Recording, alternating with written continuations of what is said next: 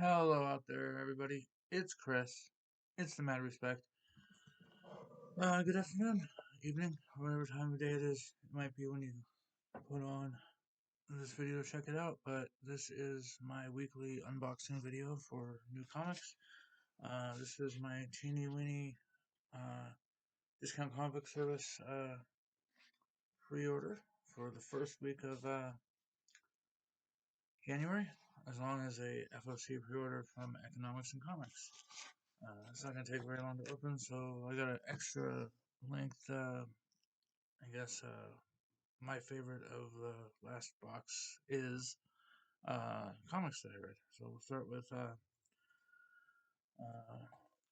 Starting Something is Killing the Children. This is issue number 28.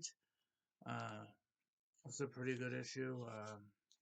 Mm, both the assistant sheriff, the main sheriff, and Cutter are working together to try and bring Erica into the police station to set up a confrontation. At the same time, Cutter is feeding the duplicitite monster who can, what do you call it? It can imitate anything it wants once it's seen it or sampled it, I guess.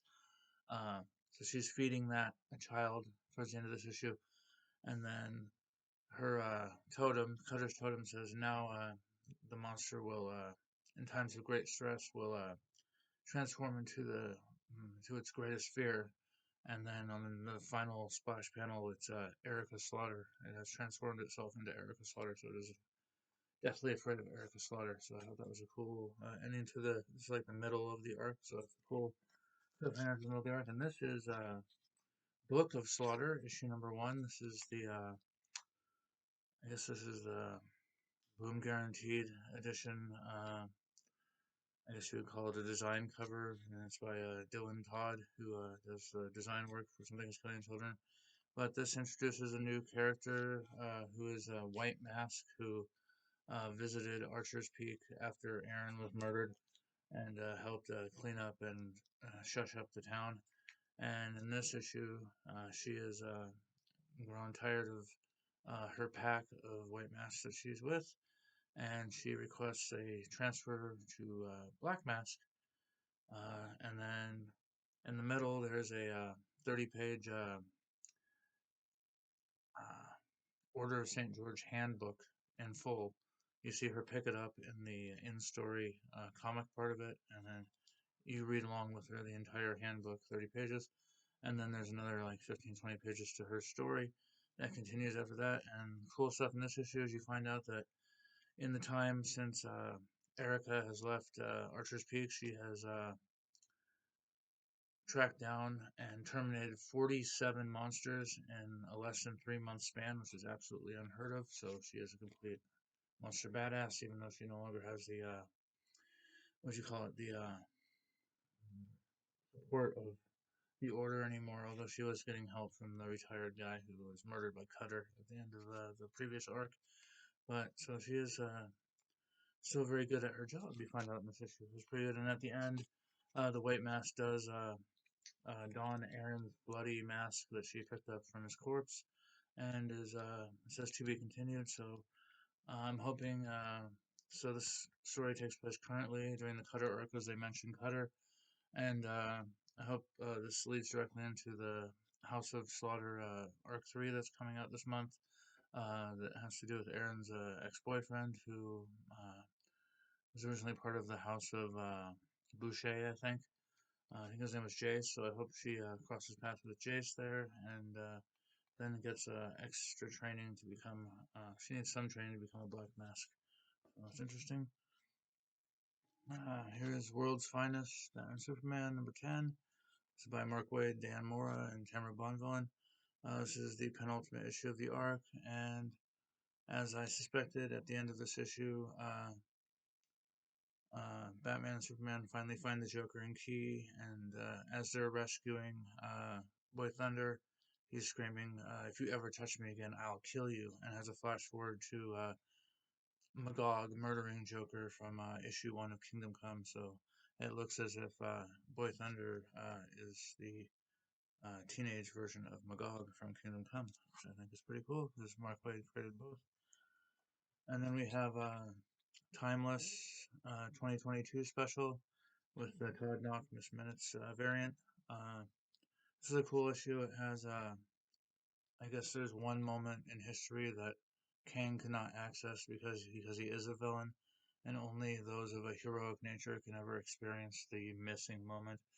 So there's another villainous character who's kind of like a takeoff on Merlin from the court of King Arthur, and he has his own, I guess, round table of heroes that he's created, and they're all trying to kill Kang throughout the issue. And at the end, Kang is near death and transports to some place where they can't follow him through time. And then at the end, you see this Merlin uh, archetype character. He's like, "Oh, this went better than I expected. Kang is going to be out of commission for quite a while." And then you show him pull his mask off, like off panel, and he's like, "It's going to be quite a surprise when you find out when he finds out who's under this mask." So that's an interesting teaser, and it says the search for the missing moment continues in 2023.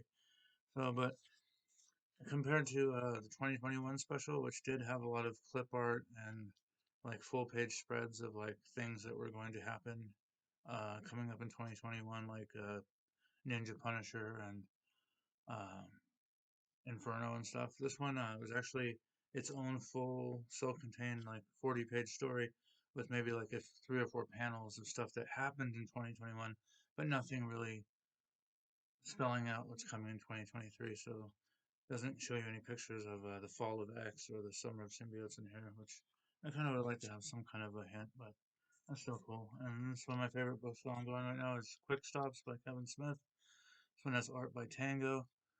This is the A cover. And when it was on, when you went to order it, it showed this Elias picture as the full solicitation. But obviously, it's just here, this little piece and all these other pictures. But this is basically Elias, who's like the nerdy guy who works with Randall and Dante at the McDonald's takeoff restaurant in Clerks 2. And this is a story about him at Jesus Camp, uh, teaching all his students about Transformers and stuff and Lord of the Rings. And then another counselor there who's like the hot chick. She like wants to have sex with him, but he's too nerdy. So she tells him when they're like in their 20s that she has a pussy troll, and uh, and then finally she says she does want to have sex with him, but then she makes him hang out with her little brother who's all into Bitcoin. So all he wants to talk about when it's time for sex is Bitcoin. So she finally goes, "Okay, I'm never doing you, blah blah blah." And then it shows him and Randall at the end, and he tells Randall that it was sex time, and Randall's like, "What the hell?" And that's how the issue ended. So that was a cool issue. Here's the first issue of Star Wars: The High Republic: The Blade. This is basically the first uh, appearance of Porter Engle in his prime. So he's not really. I don't think he finished his Jedi training, and he's not technically a Jedi, but he is basically just the world's greatest sword fighter. So, and this is him and his force sensitive and trained sister, who's really just another person who trained with him as a child. Uh, and it's just making an intro to both of those characters, and that's all I have from there. And here's the continuation of Plush with issue number 2. Uh, Very cool. Basically, the furries take where they left off in the last issue and murder all the cops who are holding our main character hostage at the police station. And then at the end, he leaves with them, even though they say, "You're gonna end up in our belly, maybe." And he's like, "Do I have to be awake when you eat me?" So he seems like to be sort of a clueless guy. And here's a continuation of DC Horror presents Sergeant Rock in the Army of the Dead by Gregory Bruce Campbell and Eduardo Rizzo, issue 4 of 6. Took me about 5.5 minutes to read this entire issue because it's a lot of show and not tell. Tom King, take note, start reading this book. Bruce Campbell will tell you how to make an incredible book where you don't have to have a million captions on every page. But yeah, basically, this is them still chasing Hitler's doctor, and at the end, they take the Nazi checkpoint, blow up a lot of stuff and zombies, and follow the Doctor to Hitler. So it's ramping up to the finale. And then maybe my favorite ongoing at Marvel. Definitely one of my uh, 3 or 4 favorite ongoings at Marvel is Moon Knight. This is issue number 18, and this is the World of Marvel by Peach Momoko variant. Uh, this is cool. This concludes more or less the what do you call it? The structure vampire storyline. And basically, Moon Knight, Tigra, and Hunter's Moon murder the entire structure and the leader, and send the Renfield type character who was with the structure back to Transylvania to tell Dracula this is what happens when you try to send vampires into New York City. So, satisfying ending to that arc. And speaking of endings, here's the ending to Dennis Dennis Camp's Bloodshot Unleashed. This is issue number 4. And it does not have art by John Davis Hunt, but it has art by Zada Zadawadsky. But if I wouldn't have known that ahead of time or read that ahead of time, I might not have even noticed that this wasn't John Davis Hunt. I might have just thought he had rushed it or had an off issue, like. But the art is it matches. I mean, it matches pretty well with what happened in the first 3 issues, and this is just another. Basically, all these are standalones where the government has sent Bloodshot to various towns in the U.S. where other members of Bloodshot's whatever, like Weapon X with Wolverine, how they create monsters there. This is where they created Bloodshot and all these other monsters. He's tracking down all the missing monsters. And this one was pretty much a cap off, and the whole time he's fighting him, and it has a flashback story to when he has his family, and then after fighting him for the 20 pages or so, he realizes that the last place he was on a alien planet, so he had to turn on his voice decoder to talk in the alien thing, and then the guy gives him a hug and is all smiling like, "Oh, it's over. That's great." So it was a good kind of happy ending for this monster at least, where he murdered most of the other ones. And sticking with Dennis Camp, this is 20th Century Men, number 5 of 6, the penultimate issue. They're charging us an extra dollar for this. It's basically like a split story, kind of an imaginary story of what this Iron Man character feels like Russia would be like if they had Superman, uh, juxtaposed with him telling the girl in Afghanistan that he loves her, whereas he finds out that she's a traitor and has stolen Russian warheads and technology to pretty much create a new province in Russia for them. And she's like, just leave us alone here. If your higher ups find out about us, we can take care of ourselves. Just don't tell them about us. And he's like kind of bummed about it, but he just basically flies away because he knows he's not gonna end up with her because she's a traitor. But I definitely prefer the issue before this, with the horrors of war type story where the U.S. does a sneak attack and murders all the Russian people that our American journalist has grown to know. But yeah, for the extra dollar here, I definitely preferred the double-sized issue number 2 that didn't cost an extra dollar, and just was a better story. And this is probably my least favorite finale is Dawn of the DCU, Dark Crisis on Infinite Earths, issue number 7, the conclusion. Uh, Basically, just halfway through, they find out that the Great Darkness had nothing to do with this, and it was all the craziness of the guy from the original Crisis, and all the things that are powering the villains with the darkness. They can just shut that off, and then still, Darkseid wants to murder Dick Grayson and all the heroes because he feels like if he lost all his family and stuff, everybody else should be without a family. But and then they end up defeating Darkseid, and they have him on stasis with Amanda Waller. And the thing I hated about the end of this is at the end, Amanda Waller is in a meeting with a bunch of faceless government people, like the dark and the faceless people on the dark TV screen, and they're like, uh, "You can't continue to do what's it called? You can't continue to keep all these metahumans for Suicide Squad, but the ones you have, you do now have our permission to just go ahead and terminate all metahumans. So they spent all summer fighting for the universe, which in fact they actually weren't fighting for the universe because it was just fighting a crazy guy who was pretending that the universe was in danger. And then after all that, Amanda Waller just gets a free pass to murder any metahuman she wants.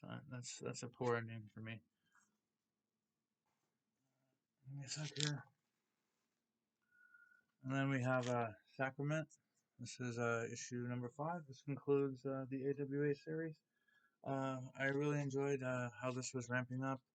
But then again, about 2/3 of the way through the issue, the demon for some reason has left Suzaka, the man who has been possessing from issue 1, and it briefly possesses Novice Reyes, who's his partner, who he has sexual feelings for, and then they easily uh, get him out of there because between him and her, they have so much faith that the demon, whatever, the demon has no chance. And then at the end, Novi's Ray and him are on another godless planet doing secret religious rites because religion is banned, and she is now the taken over the whatever you call it, taken over the role of leader between the two of them. So, eh, eh.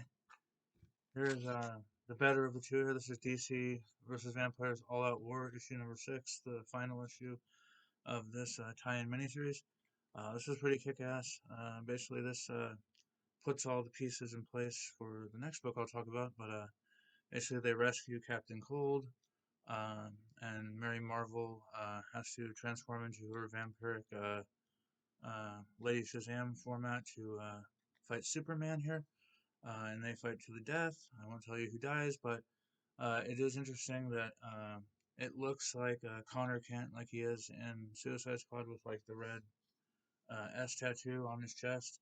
But then at the end of the battle, he says stuff like, "I gotta tell Mom, Pa, Kent, I'm gonna be home with Krypton or something," you know. So it leads you to believe, and the cover leads you to believe that it is Clark who was in this final battle, and that leads directly into DC vs. Vampires issue number 12. This is by Tinian Rosenberg and Otto Schmidt, but there are other two uncredited, at least cover uncredited artists working with Otto Schmidt to finish this off. And basically, this takes us pieces from All Out War. You see Mary Marvel show up with Captain Cold in here, and then I I really like this series. It was like, especially the first half was so awesome, and then it seemed like there was kind of biding time for quite a bit of the second half, and then this final part, basically, the heroes who are still fighting for it, the leader of those heroes decides to just throw in the towel just so that they can destroy Dick, and at the end they're like, "There's no hope for humanity." The end with a question mark, so it kind of like, is it going to have a second part? We'll see, but does it need a second part, or is it kind of unhappy ending? I'm not too big a hater of unhappy endings. I actually kind of like that in the horror movies themselves. But so like I said, it leaves it open for something like the last books I'll talk about here in a moment. Here's the conclusion to Gun Honey Blood for Blood. This is the Soza Makai variant cover for this is cover A. Uh, this is just a dumb, fun comic with a lot of nudity. It's a character who likes to take off all their clothes and plant guns for assassins. That's the main. It's the whole main part of the story, and this is someone out for revenge for killing the CIA agent that they killed at the end of the first arc. Is out for revenge against them in the second volume, and how are they gonna finish it off? But and it's already says in the back that there will be volume 3 next fall. More dumb fun to come. Here's True Cult, issue number 5. Conclusion to this series. It was okay.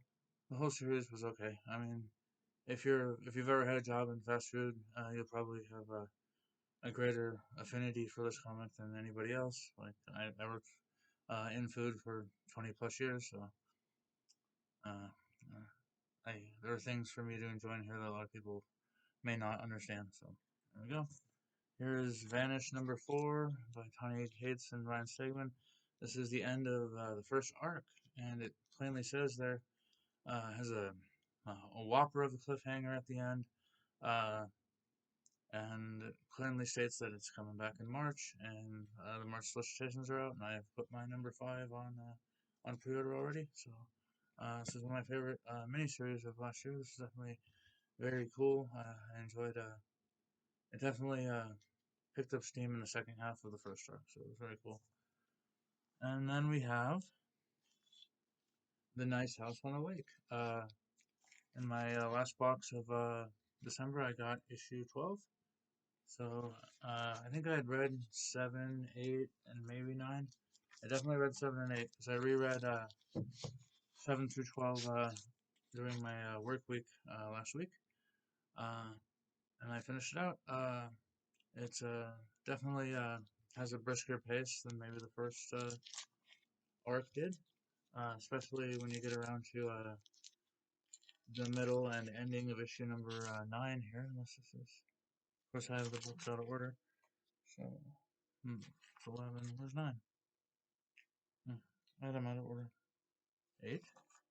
Yeah, this is 9, duh. So issue number 9, it definitely picks up pace here at issue number 9, and has a great cliffhanger at the end of issue number 9.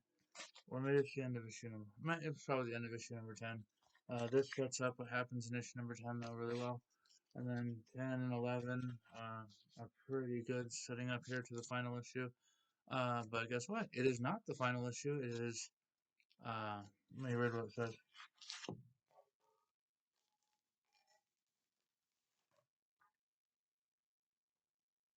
It goes all the way to the last page. No back ends or anything in this book. End of cycle 1 of Nice House on the Lake. So, is Cycle 2 going to come Substack?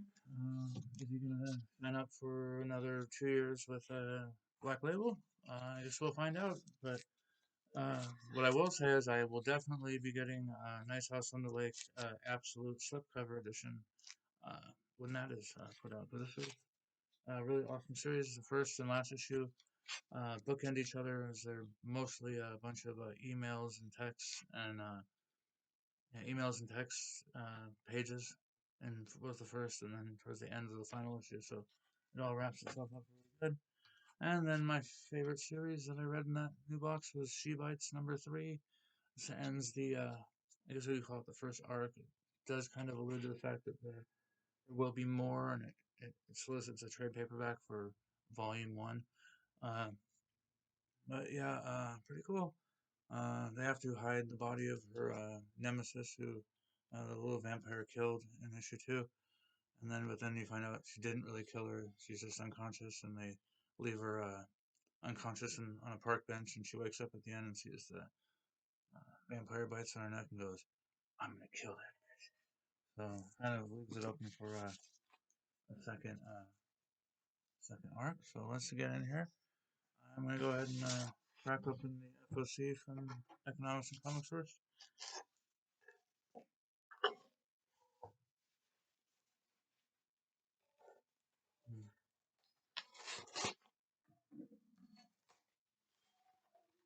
These are books I ordered in December, possibly the end of November. I can't. With FOCs, if it shows when I ordered them on the invoice.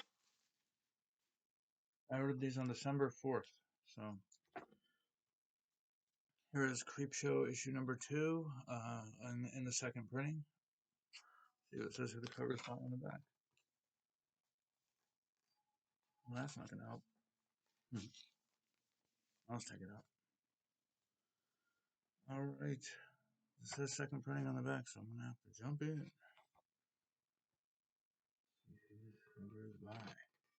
Interesting that 1 and 2 got second printings, but none of the other ones so far. Second printing cover is by Maria Wolf, who I've seen credited as Maria the Wolf, and Just Wolf. So that's cool. Maria Wolf has got a variant covers coming up on Barbarics next arc. So let's see what those are gonna look like as uh, get B variants for Barbaric throughout that series historically. Let's see what Maria. That's the one she's listed as Maria the Wolf on is Barbaric. We'll see how that cover looks. This is Creepshow number 2 in the second printing. And then we have from Ablaze, I believe, yes, Ablaze. This is Children of the Black Sun. This is a new series from Ablaze by Dario Sicchio and Letizia Candaniki, who did the art on Arc 2 of House of Slaughter. And what do you call it? And then running with House of Slaughter and being the artist from House of Slaughter, this is a homage to issue number 1 of Something is Killing the Children. At least the logo is. The art is not a complete complete copy of Something is Killing the Children. But it's more the Black Sun and the children on the bottom, so it's its own thing. But definitely the trade dress is an homage to Something is Killing the Children. So these are 2 I got. I definitely want to get this. This was never on. Sometimes they have FOC books on the weekend at a discount comic book service. I didn't have this one there, or even on Things from Another World. I never had it anywhere else on FOC. Same with that. Same with that Star Wars High Republic book from our last video. Some books only Billy seems to be able to get his hands on at FOC because other sites don't seem to think they're coming out, or whether they were well. At least with the Star Wars, yeah, this was Star Wars dcbs thought it was a ratio. It didn't, obviously didn't end up turning out to be a ratio. Here's one of my smaller discount comic book service weeks. I think this was partially because I was behind on my payment, and now I've caught up. So all my other boxes should come, on time from when they said this was already this week's books were already delayed before I was behind on the payment. So, but it has shipped, and it doesn't have a delivery date as of yet. But I'm hoping like maybe the end of next week. So maybe next weekend we'll have another video. But we'll see. If not, we'll just do a early week video. Uh, early the week of what, the 23rd? Would that be? Wait, oh, 16. Yeah, the week of the 23rd. See that? There's my small invoice here. We have 7 books for $19.45. Start off with X-Men Red, issue number 10. This is the dual games cover. No, this is the demonized variant by Inhyuk Lee. I know there's also a Marvel homage cover to this, but I think it was Days of Future Past, if I remember correctly. But I like this cover. It's cool since they don't have the Torrin Clark Baraka variants anymore. And I don't know, is this the final issue of X-Men Red? I know they're changing it to Storm and the Brotherhood of Mutants for Sins of Sinister, but is X-Men Red coming back after? I guess we'll find out in a couple months. And I guess I'll find out when I read it. Maybe we'll say something at the end when I read it. Here's Joker, the Man Who Stopped Laughing, issue number 4. This is cover C by Simone DeMeo, who just finished up her work on We Only Find Them When They're Dead. Simone DeMeo has been getting cover B work at DC. Coming back into the Robin series by Joshua Williamson. And this issue is notorious for the I guess the send up of the Joker 70s series backups, and here at the back of this, the Joker ends up getting pregnant due to a magic spell, and that ended up on CNN or something. The Joker is pregnant, and it made the cover A at least pop in price. I don't know if this. I know cover B also popped in price with the Bermejo. I haven't heard anything about cover C, but I don't care. I'm just buying it to read. So here's Batman issue 131. This is this B. Yep, cover B by Joe Quesada. This is my favorite of the variants. Very cool. Quesada hasn't worked at DC since late 90s, early 2000s. been a while. But now that he's done being editor in chief of Marvel, I guess he's going to be doing more DC cover work here, so that's cool. Here's Earth Divers Kill Columbus, issue number 4. The series is by Stephen Graham Smith and David Gian Fleece. I believe this goes 6 issues. This is the middle of the arc. And here's Quick Stops issue number 3, cover B. I see a name on here. Probably not. Yep. I got, like I said, I read issue 3 in my box from the end of December, and then this didn't come the same week. It came the week following. And here's another one that's kind of irritating. Here's Radiant Pink. This is issue 2. You might be asking, issue 2, Chris? We never saw you unbox issue 1. That is correct. I do not have issue 1. I ordered issue 1 with the face variant, and then I ordered from Economics and Comics on their special sale. I ordered a face cover for Radiant Black or not Rogue Sun, Radiant Red, or the Radiant Red face variant, but I never received my Radiant Pink number 1, so they're on the clock here. This is issue 2. Issue, I think I already ordered issue 3. Issue 4 is on order here for January for March.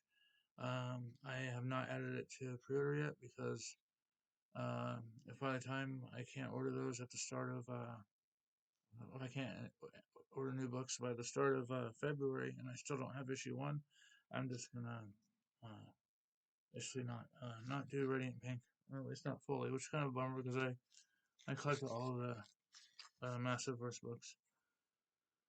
And here's the penultimate issue for Stillwater by Chip Zdarsky and Romain A. Perez and Mike Spicer.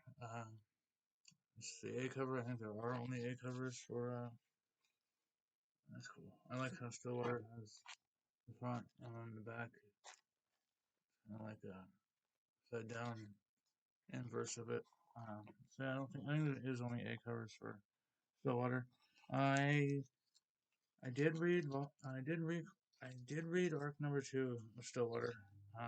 At the end of that, they're trying to take him outside of town and burn him alive, and then his mom finds out that you can redraw the borders on the map of the town, and it magically extends the borders of the town and the everlasting long life.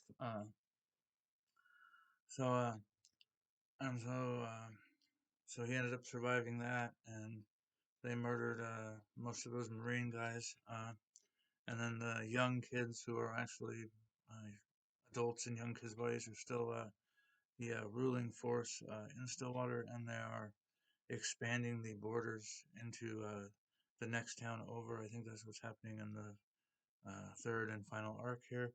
But in a couple months, when issue 18 comes out, I will pull together all my Stillwaters and finish the series. So that is my pre-order for first week of January. Did not receive Trojan from AWA in the first box or in the second box coming. So I should find out what's coming for the third week. Hopefully, I mean definitely by the time I make my next video, but hopefully I'll find for my own deal. I hope I'll find out by mm, like this weekend or Monday. Like I'm saying, I'm hoping Radiant Pink number 1 shows up.